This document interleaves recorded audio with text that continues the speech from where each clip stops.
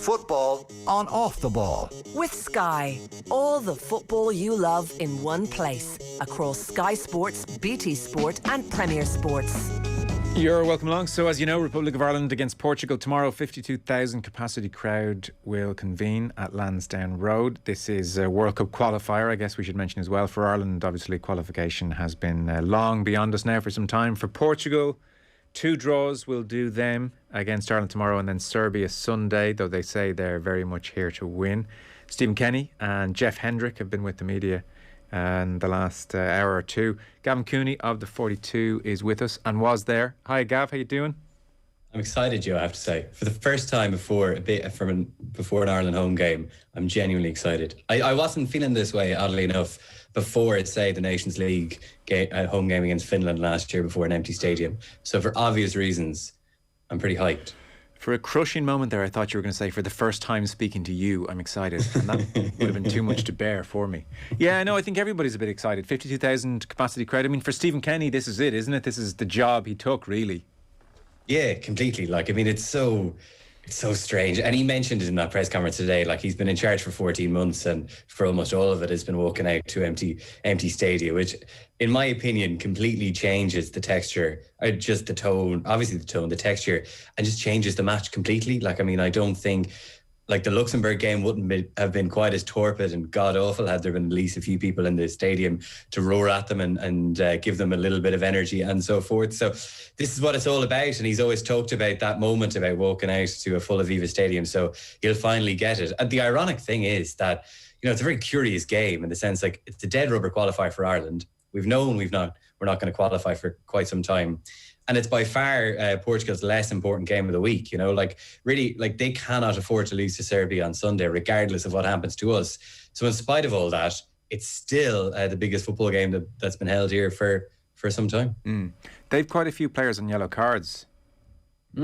6 of them. I've got them written down here somewhere. João Cancelo, Ruben Dias, Jose Font, William Palhinha, the defensive midfielder, Renato Sanchez and Diogo Jota. So will be interesting to see, how it will be. It'll be an insight into the extent to which Fernando Santos, the Portugal manager, is prioritising the Ireland match, whether he rests or drops any of these guys just for to keep them available for the Serbia game. So that did kind of dominate the Portugal press conference earlier on today. And Santos has evidently been a manager for quite a while, because I listened back to it and I've actually no idea what he's going to do as regards rest them or not. At one point he said, well, we'll pick the team to win. It shouldn't be that big a deal. But then said he was thinking about taking it into account. So I think we might see 1 or 2 of those rested. I wouldn't be shocked to have to say if Cancelo, the Man City defender, didn't play against us, just because he's such an important player for them. Okay. And I think of the 6, I think they're the one they could do. They would struggle the most without. But we're getting Ronaldo, aren't we? Nobody puts Ronaldo in the corner. Oh no, Ronaldo scored 2 goals against us, and will see us again as more international football fodder to duke his stats. Now you can be pretty sure that Ronaldo is going to start. Yeah. Okay, so we'll get on to a couple of clips of Stephen Kenny in a moment, but in terms of any actual news today, this in broad terms I would say has been one of the calmer build-ups for Kenny in Ireland, as in this time around no great debate about vaccinations, no great debate about just how secure Kenny is in his position, and things like must-win games not being talked about with the same intensity, I would say, although these next 2 games are important. So it's been, I would say, calmer waters this week. I would say a touch more boring, which is fine and just what he would want. Andrew Omobamidele is the news today. What exactly is the situation there? It looks like he's in serious doubt of missing tomorrow night's game. We've spent so long cursing Daniel Farke for not playing Andrew Omobamidele in Norwich games. He played him against Brentford at the weekend. Omobamidele took a kick on his Achilles and it's still sore, so he wasn't able to train at the Aviva Stadium with the squad this evening. Stephen Kenny says he'll have to undergo a late fitness check. Asked him if he was optimistic. He said he can't say he's optimistic on it. So if he's not training this evening, it looks pretty unlikely that he'll be involved against Portugal, the side against whom he made his debut only 2 months ago. So it's a measure, Joe, of his progress, that this guy was sprung from the bench against Portugal only 2 months ago, and now we're looking at his potentially missing out and cursing it as a pretty big loss. It's been an amazing rise for him. in an Irish jersey. Agreed. Again, like he is, you look at him and think, God, we could really do with him. He's brilliant. He's a really important player all of a sudden. So he's out. Darragh O'Shea obviously is out, which allowed him the opportunity originally to play against Portugal, obviously that injury. So Bamadeli out and Darragh O'Shea out. Now, my first thought here was, well, Seamus Coleman's done okay as one of the three centre halves previously, in fact better than okay, so he will go in. Doherty is fit, it means you get both of them in the team, and you can pick from James McLean, who they really like increasingly at left wing back, or even Enda Stevens, and that will be the shape of it. So it's kind of interesting to hear Nathan Collins' name being bandied about in the press conference. Was that like he was asked about Collins, or did he bring up Collins as a real contender? What's your read on this situation? He was asked whether, if Stephen, if Andrew is out, is Nathan Collins a contender, because Collins made his debut against Qatar as a substitute for Shane Duffy in the last half hour. So it's the right side of the back three. That's the position up for grabs if Bamadeli can't play. I don't have any insight or information on it, unfortunately. I'm only guessing. My guess would be that he'll probably play Collins for a couple of reasons.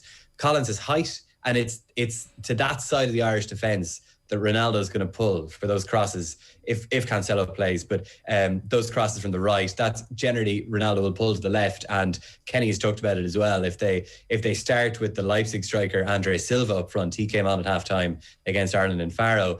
Ronaldo does go out slightly to the left. So a bit of height maybe for Collins rather than Coleman there. But probably more relevant is the fact that last week Stephen Kenny admitted that Seamus Coleman at the moment really isn't up to playing 2 games in 4 days. He gets a lot of hamstring niggles that takes him out for 2 weeks at a time or 3 weeks at a time. And the Luxembourg game is kind of more important. And I feel with the Irish team, how they set up in the games that they feel that they can go and win. We saw this Luxembourg at home, obviously didn't work out, and Azerbaijan at home and didn't work out. He's played Coleman to the right of the back three because when he pushes on, he's like an extra attacker. He can go back to playing almost like a normal right back and a back four, and then Matt Doherty can push right into the penalty area. And I'd imagine that Coleman is being kept in reserve for this weekend rather than tomorrow. Perhaps telltale sign is Coleman didn't do the press conference today. Jeff Hendrick did it. Usually the captain comes out for that if the captain is going to play. So I think maybe we can take that as a sign that Coleman won't play. And the last complicating factor in all of this is that Ireland have their own players in yellow peril, and among them is Matt Doherty. So you could get the situation where Doherty gets booked, you play Coleman and for 90 minutes against Portugal, and then if Doherty's out, you have to play Coleman again. And are you taking him into kind of an injury red zone against Luxembourg as well? So for those reasons, I'm guessing we might see Nathan Collins make his first competitive start against Ronaldo and co. Okay, best of luck, kid. Enjoy. So on Ronaldo, I mean, you forget he scored in the 96th minute. I'd forgotten that last night. I knew it was late on. So the 89th and 96th minutes against Ireland, and even just mere mention of Coleman reminds me of that video footage of Ronaldo jinking in and back and around and darting around Coleman, making 3 or 4 or 5 runs before the eventual cross came in. So that's what you're dealing with. And he promptly followed up the 2 goals against Ireland with a hat-trick against Luxembourg. And obviously for Manchester United, he's been scoring a lot of goals, 5 and 4 Champions League games and all the rest in the league as well. So Stephen Kenny asked about Ronaldo, and he's fairly adamant they can't get sucked into just obsessing about the Manchester United man. He's a terrific player, there's no doubt about it, and his longevity over sort of 2 decades has been quite incredible. But to be honest, they have a lot of good players. They have players right throughout, so we're not really focusing on one player. I think it'd be naive to do that because they can punish you from so many areas. So we're just trying to improve ourselves. We know that we're not perfect, and we know there's a lot of areas that we can still improve, and we're still emerging. And I think we can see the improvement, but we've got to work on a lot of other stuff. And so we have been doing that over the last few days, and hopefully we can put in the performance that we need tomorrow night, because it will be quite inspiring, obviously, to play in front of the full house here of Irish supporters, which is brilliant to see. Jeff Hendrick also at this press conference, so he was asked about, I suppose, the disappointment of that away defeat to Portugal and ambitions for tomorrow. We were hurt after the last game. Like the manager said, the effort we put in when you play top teams like that, it's always going to be hard off the ball. But we had a game plan, and I thought it worked really, really well up until 88 minutes or so. And I think we kept Cristiano Ronaldo quiet, the whole team. The defence were brilliant as well, and that's why he's a top player. To have such a quiet game and then score two goals was brilliant for him, but it hurt us. So yeah, we have to try and put out that sort of same level of commitment and hard work, and because we didn't do too much wrong out there, but we've been working hard on what we can improve from that performance, and hopefully we can put that right. So that's Jeff Hendrick. It's interesting, actually. You think of Andros Townsend doing well, Ronaldo thought he was taking the mick, but it was more a homage to Ronaldo's celebration at Old Trafford, the way Hendrick talks about it there. Teams aren't even upset when Ronaldo scores against them in certain respects. They're just look, he's just amazing. He's just at that status now where these players have all grown up watching him for the last 15 years. He's almost got his own gravitational pull, and entire football matches just kind of fall at his feet, because Hendrick couched in the terms of we kept him quiet. Yes. Ronaldo, I've never seen someone play so badly for such long portions of games and then be completely decisive in the only moments in which he could be decisive at the ends of games. For 89 minutes against Ireland, he was not good. And I remember he was squabbling with Amabamidele. He had a little bit of a running battle with Coleman. He was taking pot shots from range. And I confidently tweeted, we have Ronaldo rattled here. And then looked up from my laptop to see him climb into the skies and head an equaliser beyond Gavin Bazunu. Yeah. And then I slumped over his set laptop. It's just extraordinary. Now, I wonder, maybe there's an element of a self-fulfilling prophecy here when, all of I'm not applying this to Ireland. I'm talking more generally with, sycophants, embarrassing sycophants like Andros Townsend trying to ape the celebration. But when you're almost expecting it to happen, Ronaldo hasn't scored yet, this is when he's going to pop up. Maybe that affects your concentration in the moment, because, Josh Cullen was asked about this earlier in the week, okay, how do you stop Ronaldo? And he effectively said, you have to stop the cross, and James McLean said in the aftermath of the Portugal game, he had to look at himself, that he didn't do enough on one of the crosses to stop. Maybe it was for the equaliser rather than the second goal.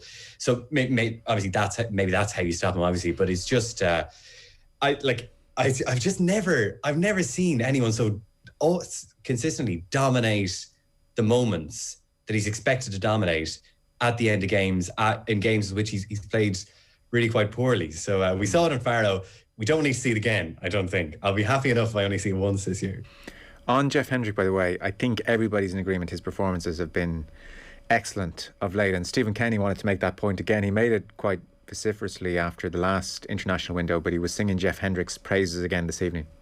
Jeff has been, obviously, since the Portugal game particularly, when he started a new season and put in an incredible shift in that game, and for central midfielders, it was a huge out of possession shift as well. He had to cover a lot of ground in that game, but used the ball very, very well, and obviously brought that into the Serbia game. He played against Serbia and had one of his best games, and really good game against Serbia, and brought that into the next window. So it had two really good games in Azerbaijan and stood out sort of man of the match performance against Qatar here. So the last four internationals has really raised his game and has been very consistent over the four. So hopefully he can, it's great for him, great for us, and we're seeing the benefits of that, and hopefully he can bring it into tomorrow. And I guess you could argue if Hendrick's playing well and Callum Robinson's playing well and a bunch of other players are playing well, then maybe the manager's doing something right, Which brings us to the final question.